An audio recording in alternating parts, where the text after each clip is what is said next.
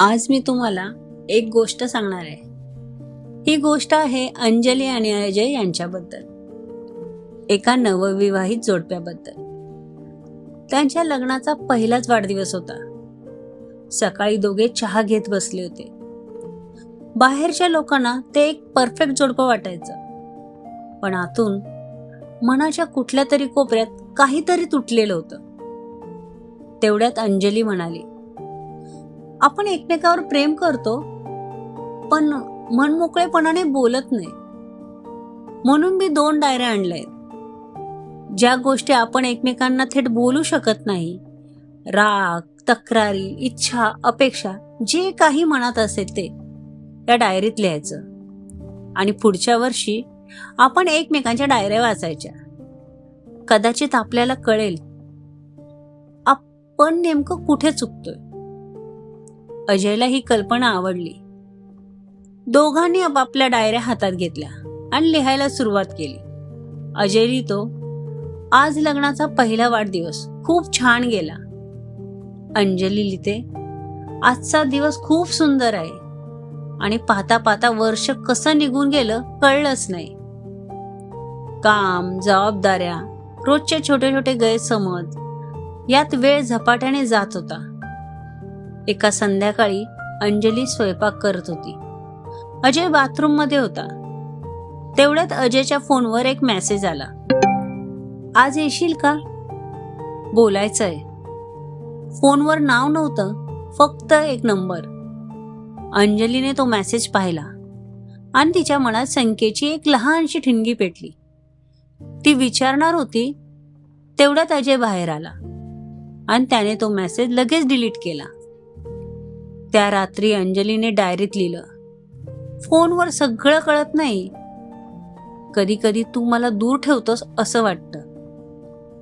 मी तुला त्या मेसेज बद्दल विचारणार होते, पण तू तो मेसेज डिलीट केलास. माझं मन दुखावलंय. एका रविवारी अंजली माहेरी जाणार होती, पण तिने अजयला लगेच सांगितलं नाही. तिला वाटलं तो खूप व्यस्त असेल आणि त्याला त्रास होऊ नये, काही गैरसमज होऊ नये म्हणून तिने ते मनातच ठेवलं आणि डायरीत लिहिलं. त्याच दरम्यान अजयने अचानक एक वर्क मीटिंग ठरवली. तो अंजलीला वेळ देऊ शकला नाही. अंजलीने डायरीत लिहिलं, तुझ्या अचानक आलेल्या कामामुळे मला थोडी निराशा वाटली, पण मी समजते तू हे सगळं आपल्या भविष्यासाठीच करत होतास. अखेरीस वर्ष संपलं. दोघांनी एकमेकांच्या डायऱ्या हातात घेतल्या. अजय वाचतो अंजलीच्या मनात काय काय साचलेलं होतं आणि अंजली वाचते अजयच्या मनात न बोललेलं काय काय होतं. तेव्हा अजय शांतपणे म्हणतो, अंजली, तो मेसेज माझ्या जुन्या गर्लफ्रेंडकडून आला होता. ती माझ्या लग्नाआधी माझ्या आयुष्यात होती. माझं लग्न झालंय आणि तिच्याशी आता माझा काहीही संबंध नाही. मला माहित आहे यामुळे तुला शंका येऊ शकली असती. तुला त्रास होऊ नये म्हणून मी तो मेसेज लगेच डिलीट केला.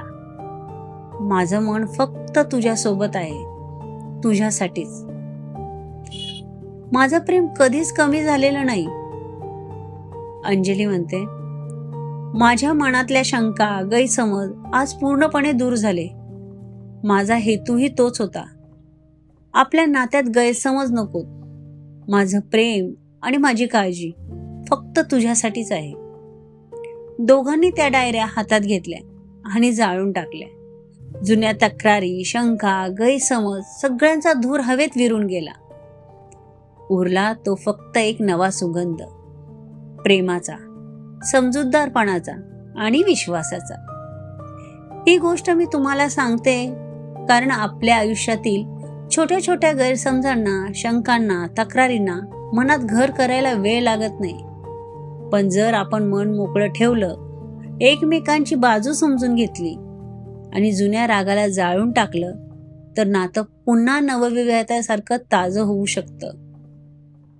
छोटा राग, छोटा गैरसमज, पण प्रेम नेहमी मोठं असावं हे लक्षात ठेवा.